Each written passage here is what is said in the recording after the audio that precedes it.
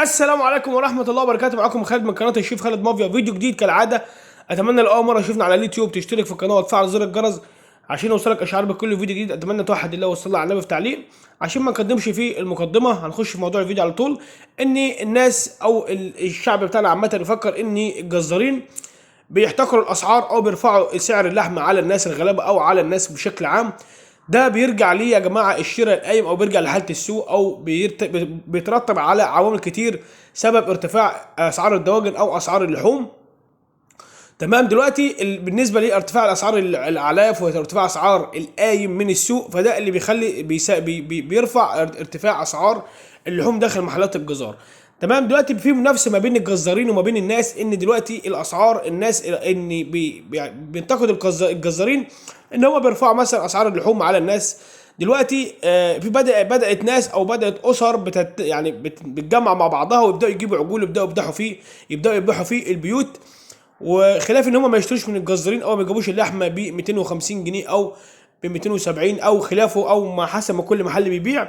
دلوقتي في واحد كان كاتب منشور على الفيسبوك، وده هو بنسبه 90% هو ما عندوش خلفيه او عن الجزاره. وبرضه احنا بنحترم عقوله وبنحترم الفكره بتاعته، وهي فكره كويسه.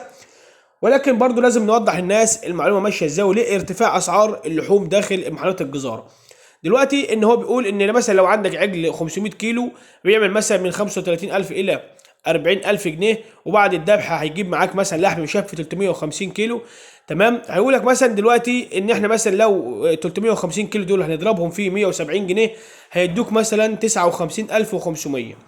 تمام. ده بالنسبه للحم مشفي 350 كيلو في عجل. فده بيكون في حد ذاته صعب جدا ان عجل يديك بنسبه 75% لحم. اقصى حاجه هيديك مثلا من 60 لحد طبعا العجول بتختلف من عجل لعجل، بس النسب المعينه او النسب اللي هي ما فيش عجل بيتعداها على مستوى العالم نسبه مثلا 64% او 65%.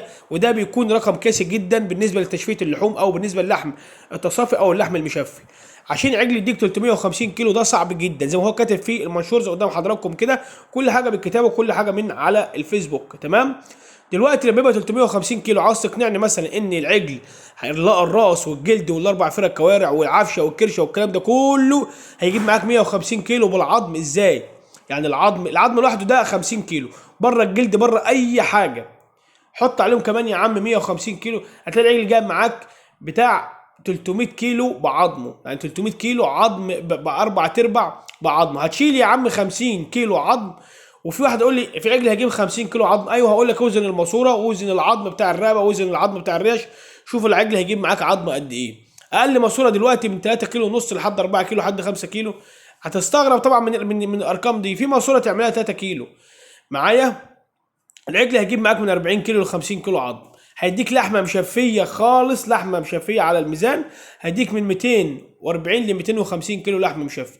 لما تعمل بقى ال 60,000 دول اللي هو سعر العجل على سعر اللحمه اللي هو ال 250 كيلو، هيديك تقريبا 250 جنيه او 240 جنيه سعر البيع الكيلو اللحمه بتاعنا. تمام. يبقى انت ازاي هتقول لي 170 جنيه سعر اللحمه؟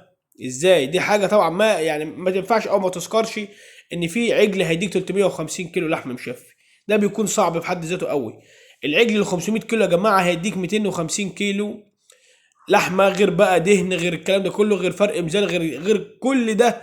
طبعا ما هو بيخس من ثمن العجل ويخس من سعر العجل. عشان الجزار تروح عنده ويديك مثلا كيلو لحمه، يقول لك اللحمه، وتلاقي واحد بيبيع ب 270 وواحد بيبيع ب 280 وواحد بيبيع ب 230. ما هو ضحك عليك انت دلوقتي عشان تاخد كيلو لحمه على الميزان قدام منك كيلو، يقول لك انا هحط لك 100 جرام دهن. ما هو 230 جنيه او 240 جنيه، فرق 50 جنيه بين الجزارين التانيه. لو هتحسبها تلاقي نفسك خسران. دلوقتي بيديك مثلا 100 جرام ده، وتلاقي حته سمينه اصلا ما تتاكلش فيها سمين كتير، ويقوم مثلا ايه فاضل 50 جرام على الميزان يكملك بحته عصب. يعني عشان تاخد اللحم الصافي بتاع الكيلو اللي انت خدته منه او 230 جنيه، هتلاقيهم 650 جرام لحمه، وعندك 350 جرام اصلا لحمه ودهن ما تتاكلش وعصب. فلو حسبت بقى انت ال 350 جرام دول اللي هو حاططهم لك دهن وعصب وسمين ما تتاكلوش اصلا على الميزان في سعر ال 230، هتلاقي ال 300 جرام دول داخلين في 30 جنيه ويعدوا 30 جنيه. تمام. هتلاقيهم ايه يعني، هتلاقي بقى من 230 هتلاقي واقف عليك برده 260 جنيه و270 جنيه زي الجزارين التانية. يبقى احنا كده ما عملناش حاجه. دلوقتي زي ما حضراتكم شايفين في المنشور، احنا حبينا ننزل المنشور ده بالكتابه عشان خاطر نوضح للناس الاسعار اللحوم داخل المحلات بتكون عامله ازاي. يعني 250 جنيه ده اقل سعر يكون الايام ديت بالنسبه للايام 120 جنيه زي ما حضراتكم شايفين كده، عشان خاطر ان هو كمان يلم، يعني عشان خاطر يلم مع الجزار. وفي جزار يقول لك العجل بيسيب معايا 1000 جنيه، العجل بيخسر معايا 1000 جنيه. فعلا في عجول بتسيب من حقها، يعني مثلا لما تبقى جايب عجل تقيل عامل 70 80 الف جنيه وتقعد تبيع فيه كل يوم او تبيعه على يومين ثلاثه ويفضل يخس عندك، ما هو كل ده سعر من سعر اللحمه بتخس انت بتخسر فيه طول ما هو عندك في متعلق بيصفي ميه وبيخس. العجل على ما يطلع من لا مؤاخذه، يعني لما يطلع من مكانه من المزرعه او من الزريبه عشان يروح السلخانه، وهو ماشي في السكه بيخس، بعد ما يتذبح بيخس، وهو رايح من السلخانه للمحل بيخس، بعد ما يشفى بيخس، بعد ما يتعلق كمان ويتشفى بيخس من اصله. وانت بتوزن الزبون 50 جرام 20 جرام وكل ده بيأثر معاك في الميزان. وطبعا كمان غير برضه مصاريف العمال وغير عربيه غير ايجار محل. وطبعا انت لو فاتح في مدينه بيكون محل ايجاره غالي عليك كمان. تمام. فمش هنقول ان هي بتخسر، لا، هي الجزاره فيها ربح كويس وفيها مصدر رزق حلو، بس الايام ديت بتخسر مع ناس كتير عشان الناس اللي هي يعني ايه مفكره ان الجزاره ديت بقى في يعني الرقم اللي هو محطوط ده مبالغ فيه جدا. ان عجل يكسب تلت سعره، يعني مثلا عجل ب 60000 هيكسب 21000 جنيه، فده في حد ذاته كبير جدا بالنسبه للجزاره او بالنسبه للربح. هي الجزاره معروف ان هي سلسال ذهب، يعني معروف ان هي بتكسب وحلو ومشروع مربح وكويس، بس في ايام ما يكونش فيها مكسب، في ايام زي ارتفاع الاسعار ديت وعدم السحب على اللحوم داخل محلات الجزاره. فكل ده بيأثر على صاحب محل نفسه مش على الزبون، لان الزبون معاه حق الكيلو هيروح يجيبه، معهوش هيروح مش هيجيبه. اما دلوقتي اما انا كصاحب محل عندي صناعيه وعندي جزارين قاعدين وعندي عربيه واقفه وعندي ايجار محل وعندي كهرباء وعندي ده كله، واذبح العجل مثلا عامل 70 80 الف جنيه واعلقه مثلا احطه على الميزان مثلا دلوقتي سواء عجل 500 كيلو او عجل 700 كيلو او اي وزن عامه بالنسبه لي العجول، اذبح العجل واحطه. لو انا مثلا دلوقتي ايوه هي مربحه وبتكسب، ما قلناش الكلام ده، العجل ممكن يكسب له 3 4000 جنيه. تمام. في عجل ممكن يكسب له 2000، ممكن عجل يكسب له 3، ممكن عجل يسيب من حقه 1000، عجل يسيب من حقه 2000 جنيه. فهي مش هنقول ان هي بتخسر، هي بتكسب. تمام. انا دلوقتي كصاحب محل لما اجيب عجل اذبحه واعلقه عندي في المحل، في فرق بقى لما العجل ده اعلقه مثلا الساعه 10 متشف لحم كله 250 كيلو اعلقه، وهيجي عليا العصر او يجي عليا الساعه 5 اكون انا بايع العجل ده ومصفيه ما يكونش فيه حاجه عندي في الثلاجات. في فرق بقى لما العجل بقى يقعد عندك 3 4 ايام في الثلاجه مش عارف تبيعه بسبب ارتفاع اسعار اللحوم، فده بيأثر على صاحب المحل، لان دلوقتي بيبدا العجل يخس، بيبدا فيه عمال بتاخد كل يوم مصاريف وقاعده على العجل واحد. وصلت؟ ما هو دلوقتي العجل ده اتباع في 3 ايام موجود برضه يعني الصناعيه موجوده والناس اللي بتبيع موجوده واقفه، دي برضه مش هينفع ان انا اشغلها يوم واقعدها يوم، تفضل موجوده في المحل. فطبعا بطلع من هالك مصاريف عمال، هالك كهرباء، كل ده بيفرق معايا غير لما ابيع العجل كله في يوم واحد. فهنا بقى بتفرق في البيعه او في المكسب والخساره.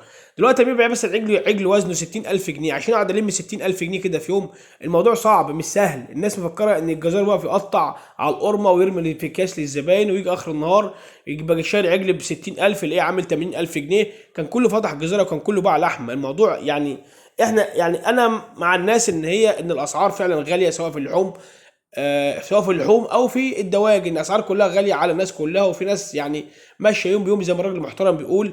فاحنا فعلا نحترم عقول الناس زي ما هو كان بيكاتب، احنا مش بننتقده ولا بنقول ان هو غلط او كده، احنا بس عاوزين نوضح للمعلومه للناس زي ما حضراتكم شايفين ان دلوقتي ان العجل ده مثلا بدل ما يصفي 350 كيلو لحم شاف، لا العجل ده هيجيب 250 كيلو. بدل ما انت بتقول هنبيع ب 170، لا البيعه هتكون صح ب 250 جنيه ب 260 جنيه، يعني فرق من 170 لحد 250 شوف كام، يعني عندك 30 و50 80 جنيه في سعر الكيلو. فرق بين الجزار اللي كاتب زي ما حضراتكم شايفين في المنشور او الراجل التاني 80 كيلو في سعر، فده كتير بقى، ده خساره. يعني العجل يسيب من حقه 10000 جنيه. وطبعا عشان ما نطولش في الفيديو او نزعجكم، احنا حابين بس نوضح المعلومه، وان شاء الله نعمل لكم فيديوهات تانية عن اسعار اللحوم وعن الحسبه والتصافي والتشفيه، والعجل مثلا 400 عجل 500 وليه جاب ده اقل وليه ده جاب ازيد، وحتى لو نفس الوزن. وهنعمل لكم برضه اسعار عن الدواجن وعن شغلها ان شاء الله. فتابعوا الفيديوهات اللي جايه ان شاء الله بقدر الامكان، نقدر ان احنا نساعدكم ونقدر ان احنا نوصل لحل، ولكن عشان ما تضيعوش في مقدمه الفيديو هنكتفي بهذا القدر من الفيديو.